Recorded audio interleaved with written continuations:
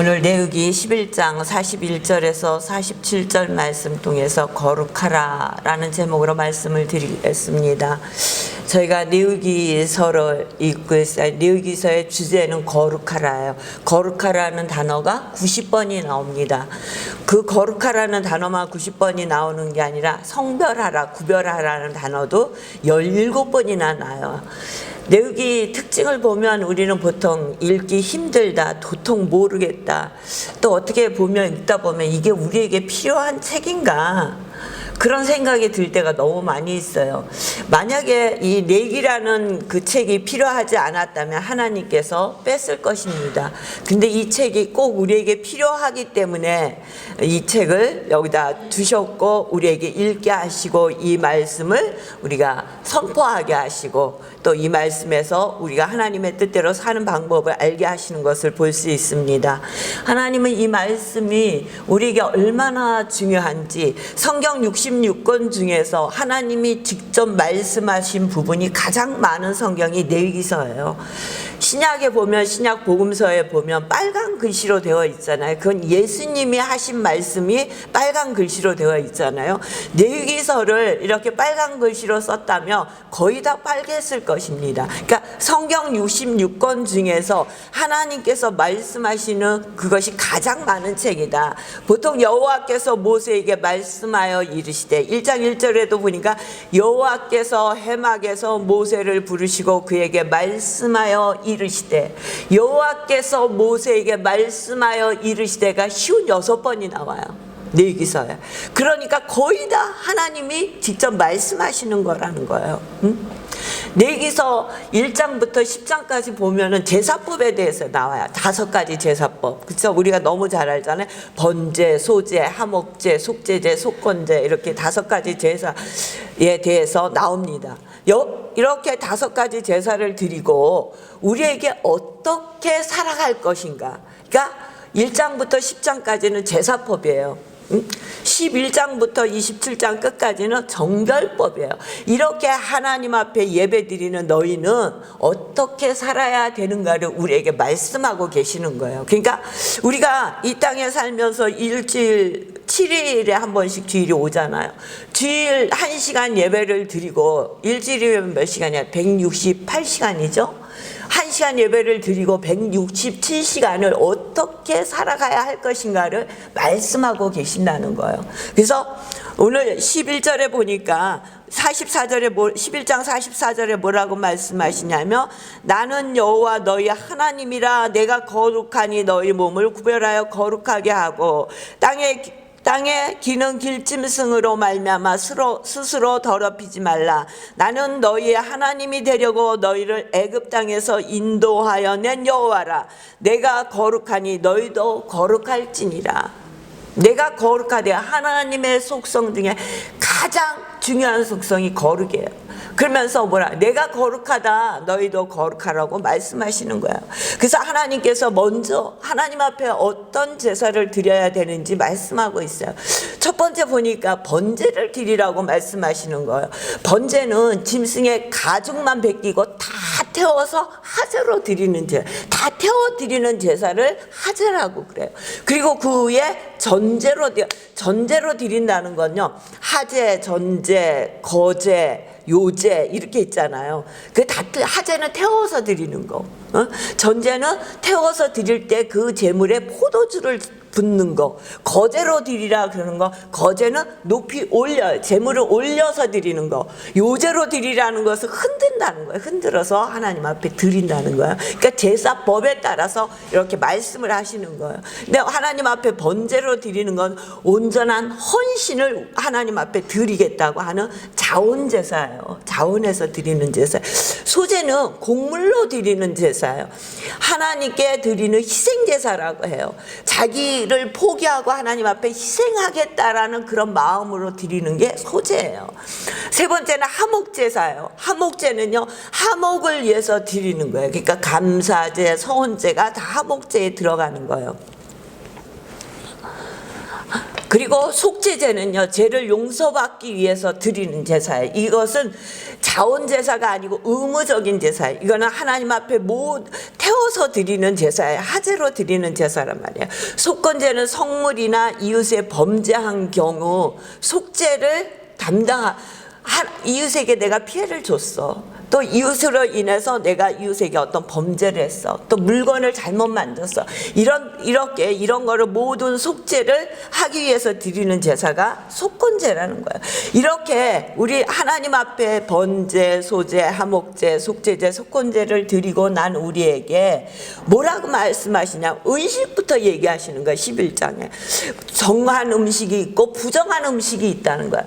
그런데 이 정한 음식과 부정한 음식이 왜 이렇게 갈렸는지는 뭐 많은 이야기들이 있어요. 신학자들도 뭐 하는 얘기가 있는데 그거는 정확하게 왜 하나님께서 그것은 정하고 그것은 부정하다고 말씀하셨는지 알 수 없어요. 이방 신에게 제물로 드려져서 그걸 먹지 말라. 이방 신에게 드려지지 않은 것도 하나님이 먹지 말라고 한 것들이 많이 있거든요. 그러니까 그것도 맞지 않은 것 같아요. 하여튼 어떻게 됐던 우리에게 정한 음식과 부정한 음식이 있다는 거야. 그러니까 그때는 하나님 앞에 거룩하게 살고 이스라엘 백성이 하나님의 뜻대로 살려면 모든 것을 하나님의 말씀대로 살아야 되는데 깨끗한 거 먹고 깨끗한 몸을 가지고 깨끗한 옷을 입고 집도 깨끗하게 하고 모든 것도 접촉을 하는 것도 깨끗한 것을 접촉하라고 말씀하시며 절기를 지키고 거룩하게 살라고 말씀하시는 거예요.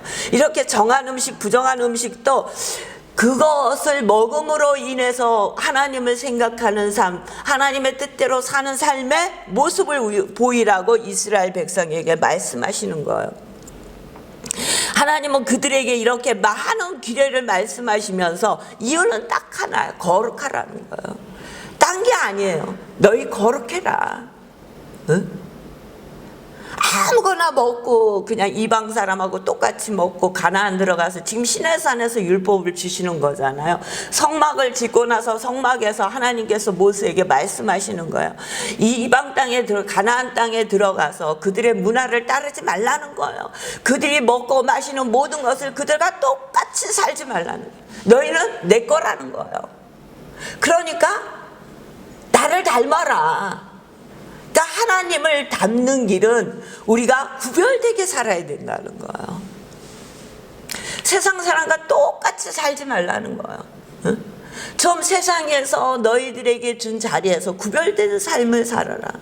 요새 뉴스만 들면 난리잖아요. 그 아파트 39층짜리가 한쪽이 무너졌어요. 그래서 저는 그거를 보면서 저기서 일하던 많은 사람들 중에 저 아파트를 짓고 책임을 짓고 있던 많은 사람들 중에 크리스찬이 몇 명이나 될까? 그런 생각이 이 레위기서 말씀을 보면서 생각이 나는 거예요. 우리나라의 국회에 반 이상이 기독교를 믿는 사람들이라고 하잖아요. 응? 그러면 우리가 일하고 있는 곳곳에 크리스찬들이 많이 있다는 거예요. 응? 근데 그 속에서 있으면서 크리스찬의 목소리를 내면서 살고 정해진 길대로 했더라면 저렇게 아까운 생명들이 일을 하다가 저렇게 세상을 달리하지는 않았을 텐데 되게 아까운 죽음을 우리는 너무너무 많이 보잖아요. 산업재해를 당하는 많은 사람들을 보면 정말 힘이 없고 어렵게 살던 많은 사람들이 그 재해를 당한단 말이에요. 그러면 그 죄 속에 그렇게 희생되고 있는 많은 사람들이 있음에도 고쳐지지 않잖아요. 그 큰 문제가 그 큰 일들을 하지 않기 때문이라고 생각하지만 저는 그 속에 크리스찬들이 있으면 그 한 사람 한 사람이 오늘 말씀대로 너희도 몸을 구별하여 거룩하게 하고, 그렇죠? 우리들의 몸을 좀 구별해서 거룩한 삶을 산다면 세상 속에 이런 모습들이 좀 잦아들지 않을까. 우리가 뭐 세상을 바꾸고 막 법을 바꾸고 그럴 힘이 없다 할지라도 작은 곳에서라도 우리가 구별해서 거룩하게 살기를 원한다면 세상이 좀 더 힘이 없는 자들이 살기 좋은 세상이 되지 않을까. 저와 여러분이 이 땅에 이렇게 살고 있는 것은 하나님이 거룩하시니 너희도 거룩하라는 그 소명을 받고 이 땅에 살고 있다는 거예요. 이스라엘 백성처럼 먹는 것부터 우리가 말하는 거, 뭐 행동하는 거, 모든 것들을 주의해야 된다는 거야. 옛날 거니까. 구약은 옛날에 하나님의 말씀하신 거고 지금 생활하고는 너무 맞지 않아. 우리하고는 맞지 않아. 어떻게 우리가 비닐 없는 고기를 먹지 않아? 어떻게 우리가 뭐 제일 좋아하는 비닐 없는 거 뭐예요? 추어탕, 장어, 그쵸?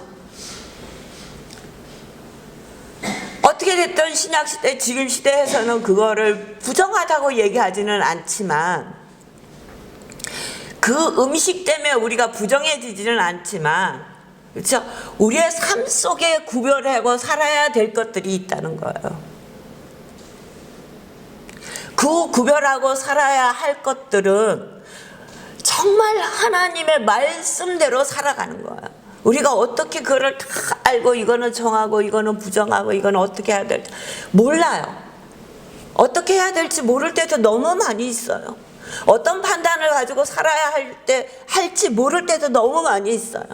그럴 때 우리가 돌아가야 할 것은 하나님의 말씀으로 돌아가야 돼요. 하나님의 말씀으로. 그래서 우리에게 말씀하신 대로 정말 구별해서 거룩하게 살려고 애쓰는 거예요.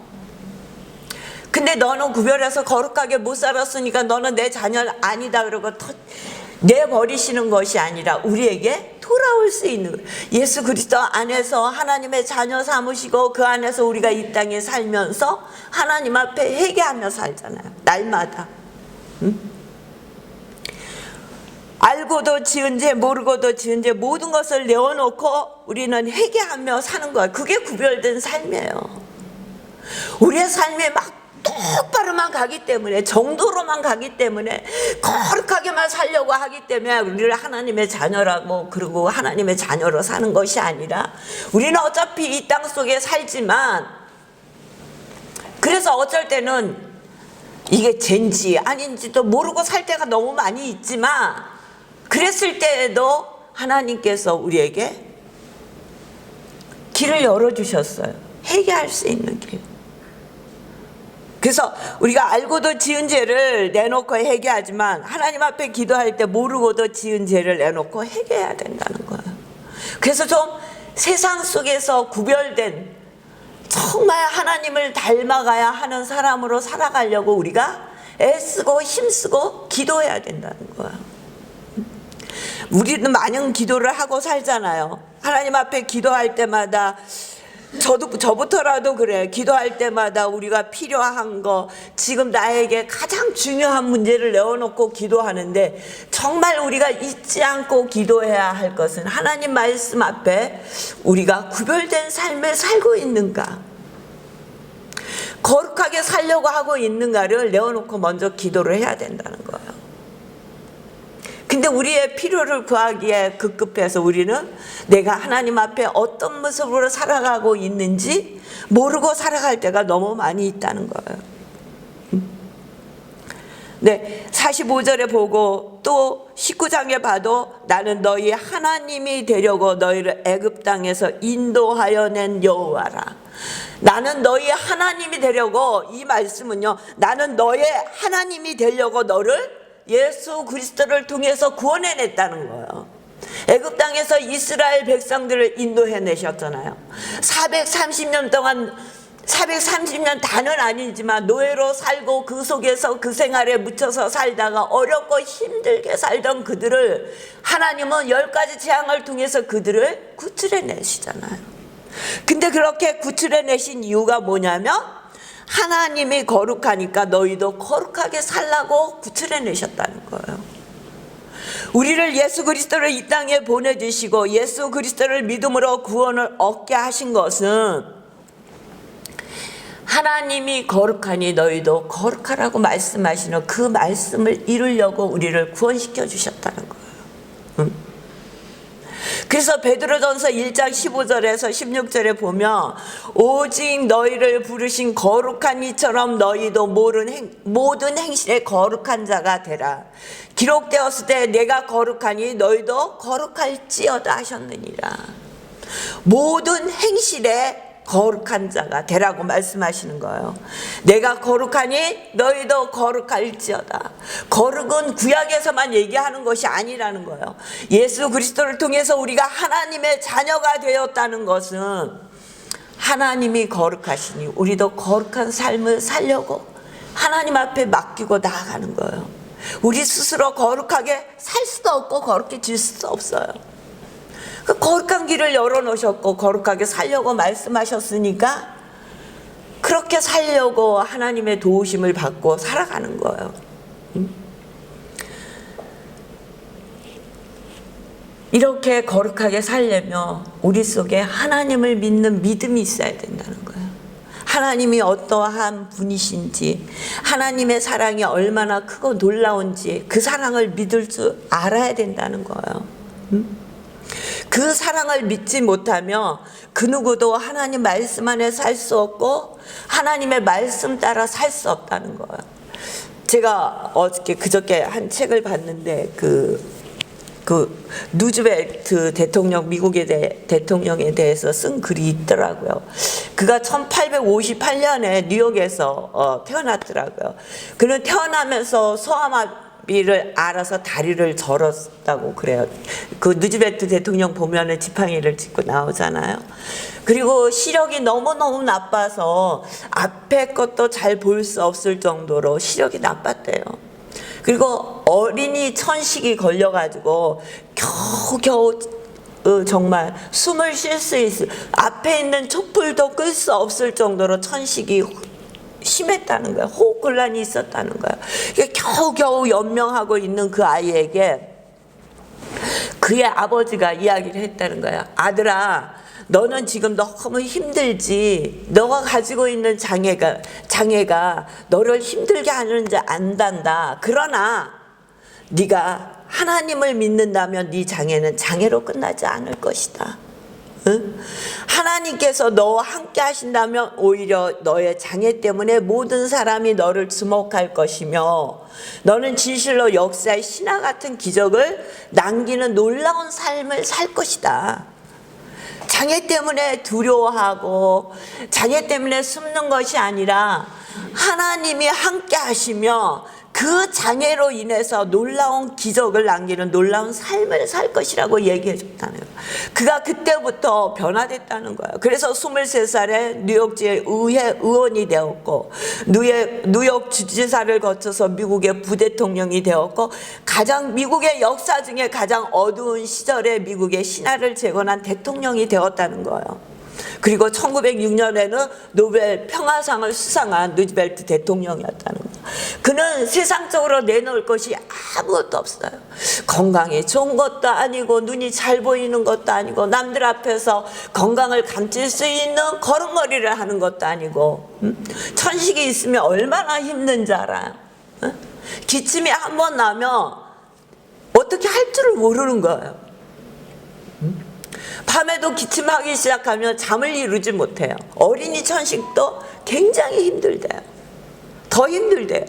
그런데 그런 천식을 가지고 있으면서 말을 하기도 힘든 그런 천식을 가지고 있는 아이에게 하나님께서 너와 함께 하시면 너의 장애가 장애로 끝나지 않을 것이다. 네가 가지고 있는 장애 때문에 모든 사람이 너를 주목할 것이라고. 하나님 안에서 시선이 바뀌니까 이가 뉴욕 주지사가 될 수 있었고 부대통령이 될 수 있었고 미국의 가장 어두운 그 시대의 대통령이 돼서 나라를 바꾸는 대통령이 됐다는 거예요. 우리 가운데 살면서 많은 일들이 벌어지고 있습니다. 정말 서서 걸어갈 수 없을 정도로 힘들 때도 있습니다. 그러나 그때도 우리가 잊지 말아야 할 것은 하나님이 거룩하시니 너희도 거룩하라. 그러기 위해서 우리를 구원시켜 주셨다는 거예요.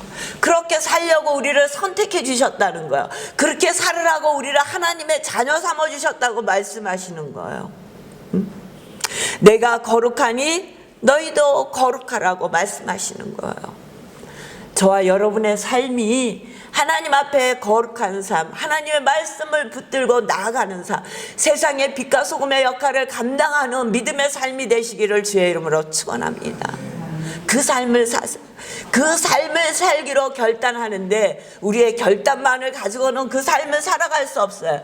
성령의 도우심을 간구하시는 여러분 되시길 주의 이름으로 축원합니다.